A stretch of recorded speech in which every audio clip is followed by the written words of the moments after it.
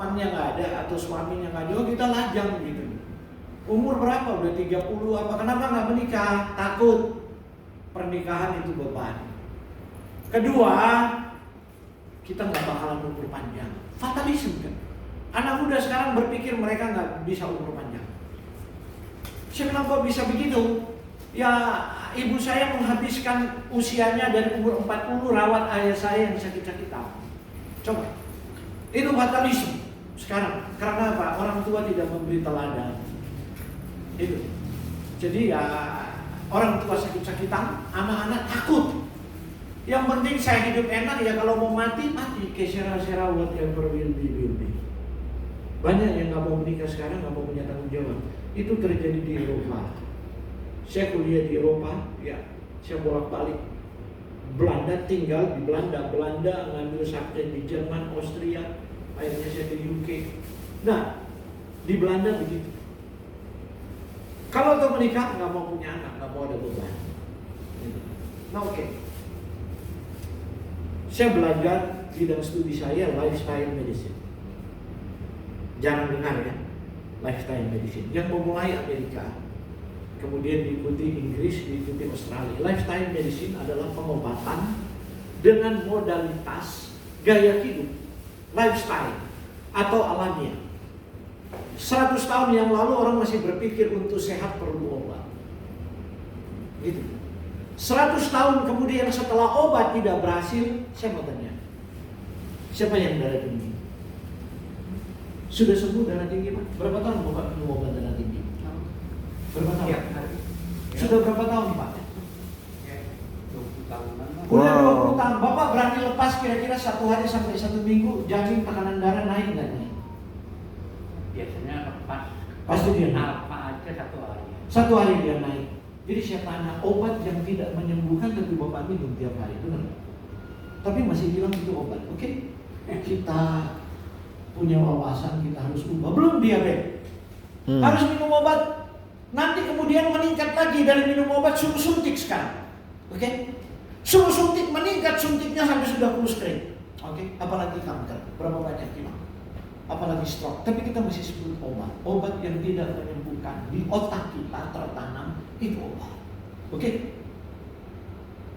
Nah akhirnya dunia lelah, kembali ke lifestyle medicine. Artinya begini, obat itu ada pada gaya hidup kita, pola makan kita. Nah, sedikit orang yang tertarik, sebab kuliah di bidang kedokteran itu cuannya tinggi. Rata-rata orang kalau konsultasi ke dokter, dia nggak suka dokter bilang nggak boleh makan ini, nggak boleh makan itu. Dia paling bilang dokter cepat-cepat aja, dokter saya repot gitu loh. Kasih aja obatnya.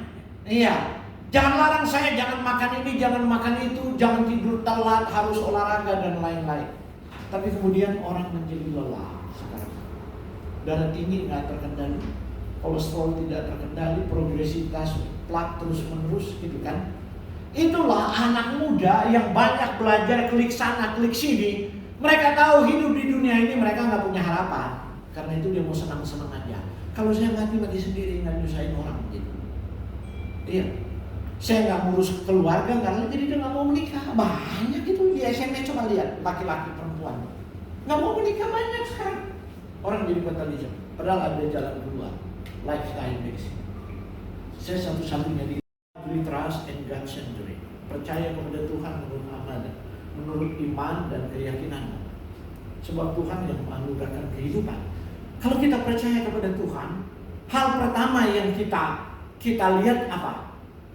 Tuhan memberikan kepada kita kemampuan mengendalikan diri, benar kan? Obey temperance.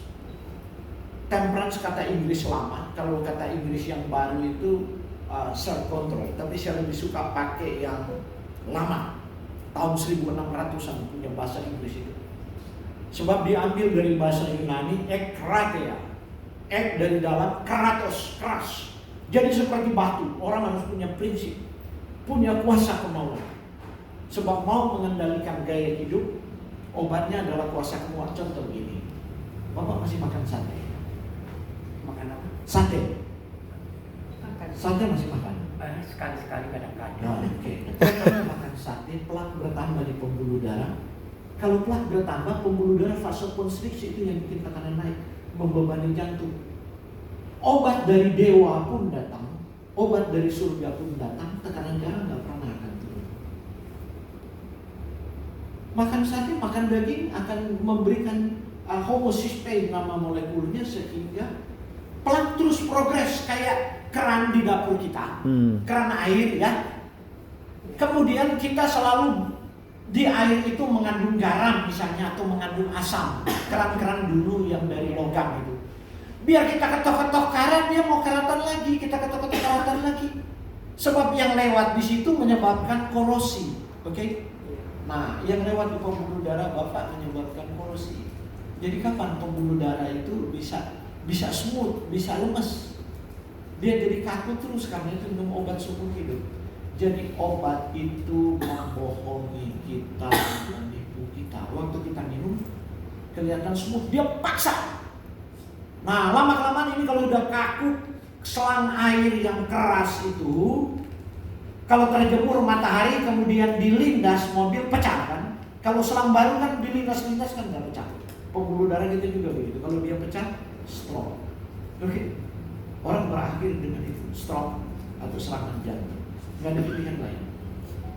Diabetes juga begitu.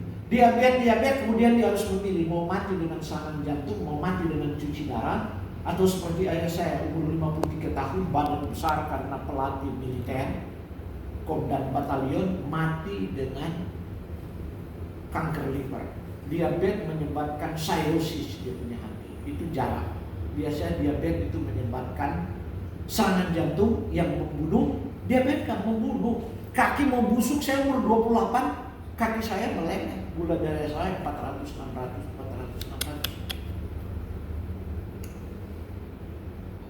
600. Umur 42, gula darah saya sembuh tanpa obat. Setelah saya lepas obat 15 tahun. Saya mulai gula darah 20. Saya deteksi waktu mulai menikah. Kok udah setengah tahun istri saya nggak hamil-hamil? Terus saya mulai curiga, kalau saya kencing kok ada semutnya. Saya meludah ada semutnya, jangan-jangan saya ikut ayah saya. Betul, saya diabetes. Adik saya masih diabetes, kakak saya masih diabetes. Adik di bawah saya masih diabetes. Saya lolos karena lifestyle berisi. Waktu itu saya belum pergi kuliah. Saya hanya jaga pola makan. Baru saya tanya, ada nggak ilmu kedokteran yang belajar pola makan? Nah itu dia. Kedokteran naturopati. Nah oke. Good news kan? Jadi pengendalian diri baru open air, udara terbuka. Udara kita itu kotor, itu menyebabkan radikal bebas. Contoh ya, cat atau parfum ini kalau dia mengandung bahan kimia atau dia dari plastik mengandung plastik itu dilepas. Minimal kalau dia lemas, plastik yang lemas itu ftalat keluar. Itu hormon disruptor, itu perusak hormon. Karena itu banyak kanker payudara. Sekarang tingkat prostat meningkat, kanker payudara, kanker rahim meningkat ya. Nah ini karena di Eropa pun teriak-teriak sekarang walaupun daerah dikit. Terus orang kan, pikir begini, racun ada di mana-mana. Kalau begitu gimana saya mau hidup? Nah, nggak mungkin kita pergi ke kampung lagi kan, bisnis kita ada di sini. Karena itu saya bilang, cukuplah ada ruko di sini bisnis. Kalau beli villa keluar dari Jakarta, cari pegunungan, oksigen negatif banyak, angin terbuka, walaupun villa kecil. Nah di Jakarta bikinlah seperti villa. Tutup semua jendela kita menghalangi polusi dari luar, tapi polusi dari dalam rumah itu adalah plastik, akrilik, karpet, kain sintetik yang kita pakai kalau udah bulukan, kalau bukan katun. Itu semua racun. Terus gimana dong? Di kamar tidur kita punya AC putar-putar, racun terus. Cari alat pemurni udara. Gitu. Nah oke. Kita tadi belum lanjut ya. Open air. Baru kemudian D itu daily exercise, good. Baru newsnya itu nutrition balance. Jadi gizi mesti seimbang. Kalau sudah sakit diabetes ya roti pun jangan makan nasi putih. Kalau udah darah tinggi, kalau bisa menghindari daging, makan aja ikan laut ya lebih aman gitu. Seperti itu. Atau seperti orang Jawa makan tempe tahu. Saya dulu darah tinggi, masih muda udah darah tinggi, diabetes. Kemudian ya kebetulan saya kuliah di Jawa Tengah, saya ikut seperti orang Jawa. Saya tinggalkan mie tide yang pakai daging babi dan lain-lain. Saya makan mie Jawa, pakai tahu tempe. Kok hilang? Mulai pertanyaan saya. Waktu itu Jepang buka Kwansei Gakuen, saya dapat promosi ke sana. Sebelum sarjana muda dapat promosi untuk kuliah ke Jepang. Sebab saya suka riset, gitu kan. Adakah makanan? Apakah makanan ini yang menyembuhkan saya? Saya orang Manado udah gak makan daging jadi seperti orang Jawa. Makan mie tempe, makan nasi goreng ini. Ya gitu kan, makan gado-gado, semua tahu tempe doang. Gitu kan. Jadi lebih langsing, lebih bertenaga, lebih energik. Saya lihat pantas orang Jawa tuh umur panjang dan apa orang Manado tuh umur pendek. Karena semua dimakan. Kecuali orang Manado miskin yang di pedesaan gitu kan. Orang Manado itu aduh. Nah, daily exercise baru kemudian good news kan. Itu adalah excellent rest. Tidur orang modern tidurnya udah berkurang. Memang semakin kita tua tidur kita berkurang. Tapi kalau jadi berkurang bukan secara alami, berkurang karena berhala baru itu yang namanya HP. HP bukan berhala sih, kita yang buat menjadi berhala gitu kan. Kenapa saya bilang berhala? Bahkan orang udah nggak ke ibadah, dia mau ibadah di HP aja, gitu kan? Iya, dia nggak ke gereja lain, dia suruh pendeta, ayo, saya store perpuluhan beli apa semua sistem agar supaya saya bisa live dari rumah ya kalau COVID masuk akal. Tapi kalau enggak ada persekutuan kita dengan barang mati ini gitu. Anak-anak muda sekarang juga begitu di banyak gereja, mereka udah nggak mau menghadiri gereja. Mereka mau duduk di mall, kemudian di tag mereka dengan khotbah gitu. Tapi mereka nggak ada interaksi, padahal Tuhan mau persekutuan itu ada interaksi. Itu jadi kacau kan.